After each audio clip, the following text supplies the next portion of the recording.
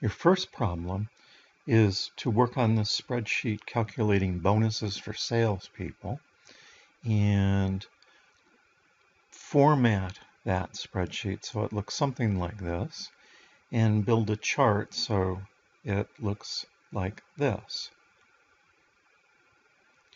The key to this is to know when to use relative versus absolute values here, addressing.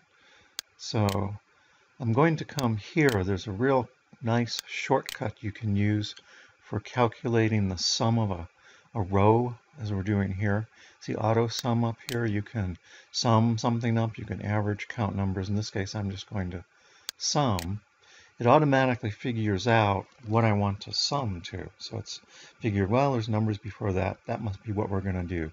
So he sums that up. There's our total sales. Now I can take that number and just catch the very bottom. See that little tiny rectangle there? And I can use that, drag that on down, and that will copy that formula all the way to the bottom. As far as bonus rates, now bonus is going to be the bonus rate times the total sales. Here's the bonus rate, here's the total sales. Now here you're going to have to use absolute addressing because you're going to copy the formula you come up with down, and if you just use relative, it isn't going to work right. Let me show you that. So start with an equals, total sales times bonus rate. Now that'll give me the right formula without changing anything for the first person, Billy. But if I attempt to copy that down, it's going to give me nonsense. So how to fix that is to come into my formula here, come to the one item that I want to make a absolute, and press F4 on my keyboard. Now when I do that, you notice it puts a $sign in front of the C, a $sign in front of the 2. That makes it absolute. Now once I've done that, I can drag that on down. You can read a little bit more about that in your book. Same thing with the tax rate. And I can just drag this bottom one down too. Just copying that formula all the way down. Notice here that it's pointing to I-27, which is the total sales for Teddy, but it's still pointing to C2 up there, and that's what absolute addressing does. So let's give another example here.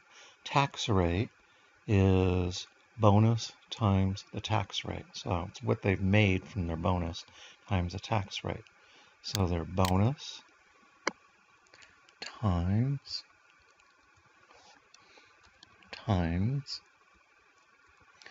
the tax rate. Now, in this case, I don't want that. I want this J8 to change to J9 to J10 and so on as I go down, but I want the C3 to be the same the whole time. So I'm going to do F4 again, and it puts the $signs in front, making that an absolute. I can now copy that on down, and I have my values there. Now it's not really very good because, well, this should be dollars. I'm getting, 4 decimal places, which doesn't make a lot of sense.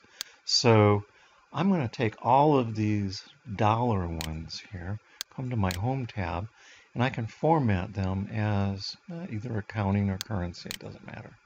So we'll just make them counting. Now what happened here is that these numbers that are trying to fit in here are too large, and I can fix that really quick.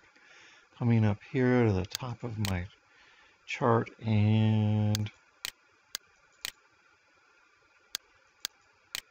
if I double click on the line in between up here, it'll automatically auto fit those, so it'll fit the largest number in there. So you see I've got those done. I can format my table somewhat. I'll highlight here, take this across to where I want it to be, come to home and I can merge and center. Then I can put some color behind it, nice gray, make it bold, make it a little larger, and do the same thing here for the second title. Come to home, merge and center, bold, pick some colors, and so on. So you can follow up. Doesn't matter. You can make it look better than the one I have. The average bonus down here is going to be equals to the, now I could use auto sum here, auto average, but if I do that, well, first of all, I'm going to calculate my totals here. So I've got my totals across the bottom here, and I can get those real quick. Remember, we had the auto sum. I can just say sum. Bang, you notice those all didn't fit all of a sudden, so I've got to auto fit them. So they all show.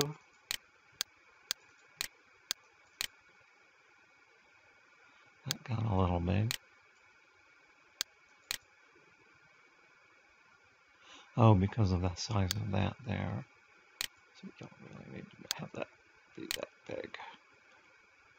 A little bigger.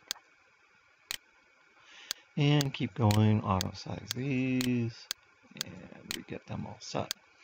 Now the average here is going to be the sum of all these, but not this last one. So what I would do would be to put an equal sign, and then I could say the average, open parentheses, and then highlight the range of numbers that I want to do, not including that total at the bottom. And that gives me my average bonus. So I've gone through and I've solved it. Now I finally have to get this total sales chart here.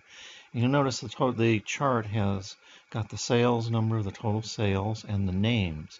So it's important to highlight what you want to put in a chart before you do the chart. So what I want is I want the salesperson's name. I'm going to just drag down over the sales. I don't want the totals because that would skew my chart. Now, if I was going to highlight the next column and so on, I could just do shift or just drag over it. But if I want to get another column, I'm going to hold the control key down now and highlight total sales. Take that down, making sure I get exactly the same number of rows as I had before. Come up to insert, and now I can insert a chart of some kind. Oh, I think I have a bar chart for this. And, or do I have a pie chart? It doesn't matter. But, yeah. So there, I've got a chart. Corresponds pretty close to this. I could fix it up, move it around, change it. They do a lot of that in the book, and you're doing a lot of that in the assignments. But there's my chart, essentially. Second thing we're going to do here is PMT. This is an important function to understand. It'll allow you to calculate what the monthly payments would be for a particular, whatever you're going to buy. In this case, it's a boat. So in this case, I've got the cost of boat and a down payment. So if I'm going to borrow money for it, I'm not going to borrow the whole $150,000. I'm going to borrow the $150,000 less the $15,000 cash I'm making as a down payment. So now I can use a PMT formula. You can get your formulas up here, or you can type them in. There's lots of ways to do it, lots more than one way to do it. And it's a financial formula I'm looking for. And the one I want is PMT right here. And when I do it that way, it comes up with this nice box I can fill in. And I want my rate. Well, my rate is here, but you notice that's an annual rate. I want a monthly payment. So I want to divide that by 12, and that gives me my monthly rate, which is what I'm looking for. My number of payments, well, I'm going to pay once a month for 5 years. So I've got to take this, and I've got to multiply that times 12, and that'll tell me 60 payments per year. The PV is the amount I'm borrowing. So my amount I'm borrowing is the $135,000. So, and again, it's not too big to fit there. And this will show in red. You can make it a positive if you want by just coming up here and putting a minus sign in front of it, because the minus of a minus is a positive. So that's how much you'd be paying per month for 5 years to get that boat. Third one here is VLOOKUP. We don't do this one in the book, but this is an important thing to be able to do. So we have a student here, and we want to know what their grade is from this table. We know for Krusty got 100, Lisa got 99, Sideshow Bob got 32. So there's a way we can use a formula, and again, I can get it up here, or I could type it in. This time I'm going to type it in. VLOOKUP, there it is.